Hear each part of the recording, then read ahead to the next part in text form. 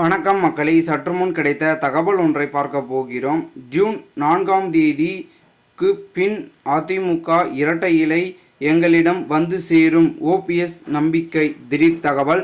இந்த ஒரு தகவலை பற்றி தான் நாம் பார்க்க போகிறோம். தகவலை பார்ப்பதற்கு முன்னதாக நீங்கள் நம்மளுடைய சேனலுக்கு புதிய பார்வையாளர்களாக இருந்தீர்கள் என்றால் மறக்காமல் நம்மளுடைய சேனலை சப்ஸ்கிரைப் செய்து வைத்துக் கொள்ளுங்கள் மக்களே.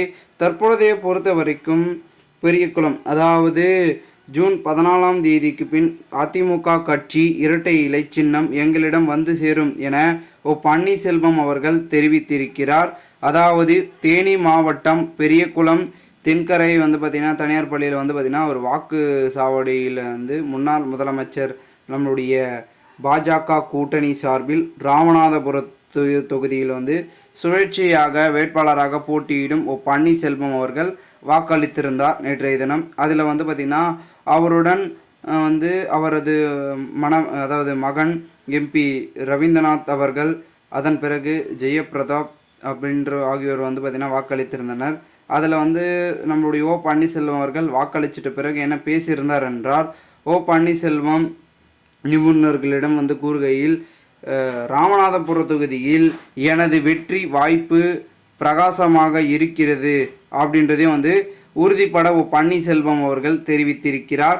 இது மட்டும் இல்லாமல் மீண்டும் பாஜக, அதாவது பாஜக ஆட்கட்சி அதிக இடங்களில் வெற்றி பெறும் என்றும் பார்த்திங்கன்னா அவர் ஒரு பெரும் விதத்தில் கூறியிருக்கிறார். மீண்டும் ஆட்சி அமையும் அப்படின்றதுல ஒரு உறுதிப்பட எந்த விதமான மாற்று கருத்துக்கும் இடமே இல்லை அப்படின்றதையும் அவர் தெரிவிச்சிருக்கிறாரு. இது மட்டும் இல்லாமல் மேலும் ஒரு கருத்தினை முன்வைத்திருக்கிறார். ஜூன் 4ஆம் தேதி வாக்கு எண்ணிக்கைக்கு பின்னர் மீண்டும் இரட்டை இலை சின்னம் மற்றும் அதிமுக கட்சி எங்களிடம் வந்து சேரும் என்று பார்த்திங்கன்னா பன்னீர்செல்வம் அவர்கள் தெரிவித்தது இது மிகவும் ஒரு எதிர்வலையை ஏற்படுத்தியிருக்கிறது என்று தான் பார்க்கப்படுகிறது.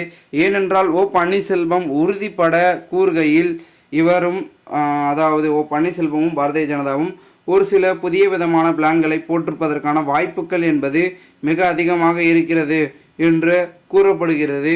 இந்த ஒரு சமயத்தில் அடுத்தடுத்து பலவிதமான விஷயங்கள் ஒரு பக்கம் இருந்து கொண்டிருந்தாலும் கூட தற்சமயம் வரைக்கும் பன்னீர்செல்வம் அவர்களுக்கு இந்த ஒரு முக்கியத்துவமான கருத்தை கூறுவதற்கு ஒரு ஏதேனும் பிளான்கள் இருக்கலாம். ஏன்னா வாக்கு முடிச்சுட்டு உடனே அவர் இந்த ஒரு தகவலை குறிப்பிட்டார்னா அப்போ உறுதியாக அவர் வெற்றி பெற்று வருவாருன்ற நம்பிக்கை அவருக்குள்ளே விட்டது.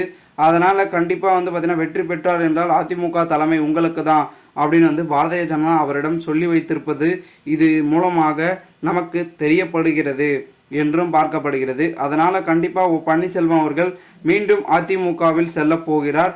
அடுத்தடுத்து தலைமையும் கைப்பற்றி அதிமுகவின் தலைமையை அடிப்படை தொண்டர்கள் கையில் சமர்ப்பிப்பார் என்றும் ஒரு பக்கம் பார்க்கப்படுகிறது.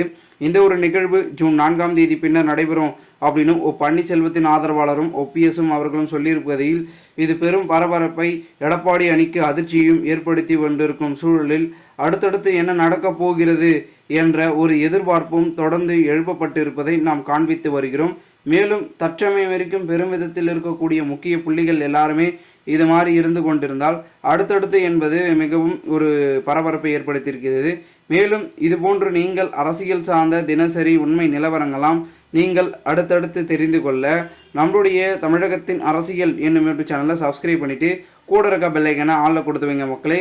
அப்போ தான் அரசியல் சார்ந்த காணொலிகளாம் உங்களுக்கு உடனுக்குடன் நோட்டிஃபிகேஷன் மூலமாக வந்து கொண்டே இருக்கும் என்பதனை தற்பொழுது இந்த ஒரு காணொலி வாயிலாக தெரிவிக்கிறேன். நன்றி, வணக்க மக்களே.